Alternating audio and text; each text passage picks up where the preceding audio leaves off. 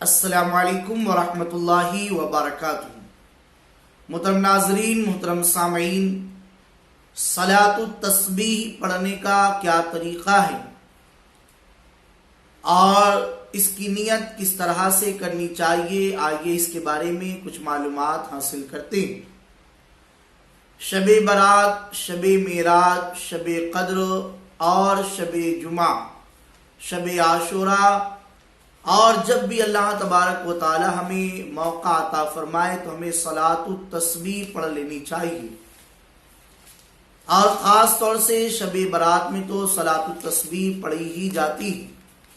صلاۃ التسبیح جماعت کے ساتھ پڑھنی چاہیے یا نہیں، یا تنہا، ڈسکرپشن میں پورا فتویٰ لکھا ہوا ہے، آپ وہاں پر اسے پڑھ سکتے ہیں۔ سب سے پہلے تو ہم نیت کریں گے۔ نیت دیکھو دل کے پکے ارادے کا نام ہے۔ صلاۃ التسبیح نفل نماز ہے، 4 رکعت ہوتی ہے، تو اسی طریقے سے آپ اور نمازوں میں جو نیت کرتے ہیں بالکل ویسی ہی نیت کرنا رہے گی۔ کیسی نیت کر رہا ہوں، یا نیت کی میں نے 4 رکعت صلاۃ التسبیح کی واسطے اللہ تبارک و تعالی کے میرا کعبہ شریف کی طرف، اللہ اکبر۔ اس کے بعد ثنا سبحانک اللہم و بحمدک، اس کے بعد 15 مرتبہ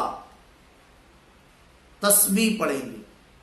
اس نماز میں تسبیح بہت زیادہ پڑھی جاتی ہے، اس بنیاد پر اسے صلاۃ التسبیح، تسبیح والی نماز کہا جاتا ہے۔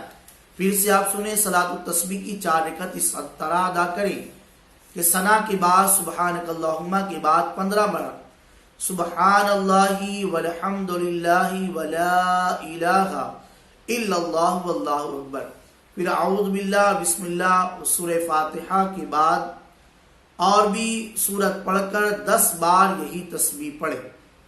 پھر رکوع میں سبحان ربی العظیم کے بعد 10 بار، پھر رکوع سے سر اٹھا کر 10 بار، پھر سجدے میں سبحان ربی الاعلی کے بعد 10 بار، سجدے سے سر اٹھا کر 10 بار، پھر دوسرے سجدے میں سبحان ربی الاعلی کے بعد 10 بار، یعنی ہر رکعت میں 75 بار تسبیح ہوئی۔ اس طرح چاروں رکعتیں پڑھے۔ 4 رکعت میں کل تسبیح 300 بار ہوئی۔